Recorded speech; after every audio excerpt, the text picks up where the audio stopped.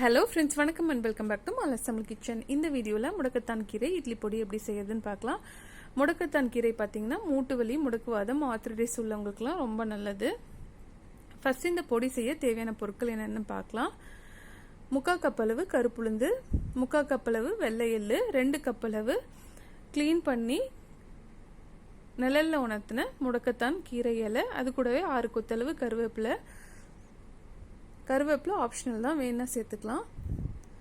அப்புறம் 2 பூண்டோட பற்கள், 1 டேபிள் ஸ்பூன் மிளகும், 1 டேபிள் ஸ்பூன் ஜீரகம், அதுக்கப்புறம் 1.5 டேபிள் ஸ்பூன் அளவு கல்லுப்பு, 4 சின்ன பீஸ் பெருங்காயம், அதுக்கப்புறம் 15 வத்தல் மிளகாய், அப்புறம் ஒரு சின்ன லெமன் சைஸ் அளவு புளியெல்லாம் எடுத்திருக்கேன்.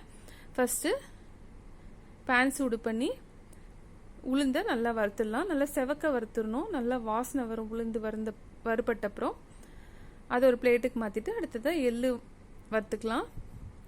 நீங்கள் கருப்பெல்லு கூட பயன்படுத்தலாம். என்கிட்ட இப்போ கருப்பெல்லு இல்லாதனால நான் வெள்ளை எள்ளு சேர்த்துக்கிறேன்.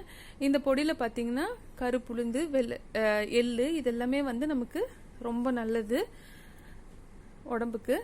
அதெல்லாம் சேர்த்து செய்யறதுனால ரொம்ப நியூட்ரிஷனலாக இருக்கும். நம்ம சும்மாவே கடலை பருப்பு சேர்க்கறதுக்கு பதிலாக கருப்புளுந்தெல்லாம் சேர்த்து செஞ்சோம்னா நமக்கு ரொம்ப நியூட்ரிஷன் அதிகம்.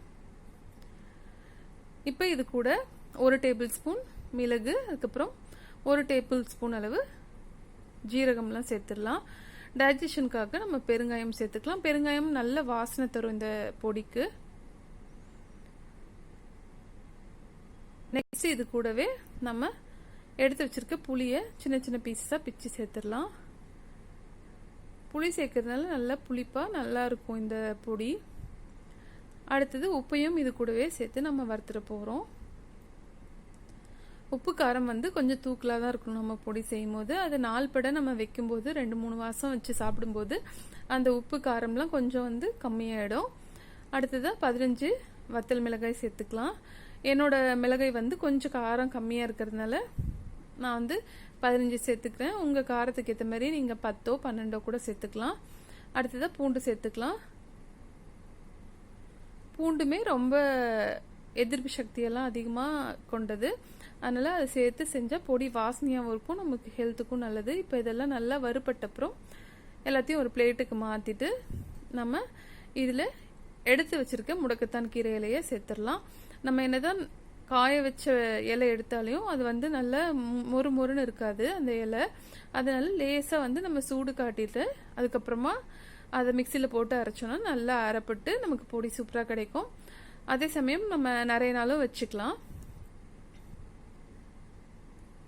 இந்த மாதிரி பேனில் போட்ட அப்புறம் நம்ம திருப்பி அந்த இலையை போட்டு இப்படி கசக்குனீங்கன்னா நல்ல கிறிஸ்பியாக ஒரு சத்தம் வரும். அந்த டைம் வரலையும் நம்ம இதை லேசாக சூடு பண்ணிக்கணும். அப்ராக்சிமேட்டாக 1 நிமிஷம் நம்ம சிம்லேயே வச்சு இந்த மாதிரி இந்த இலையை வதக்கிக்கணும்.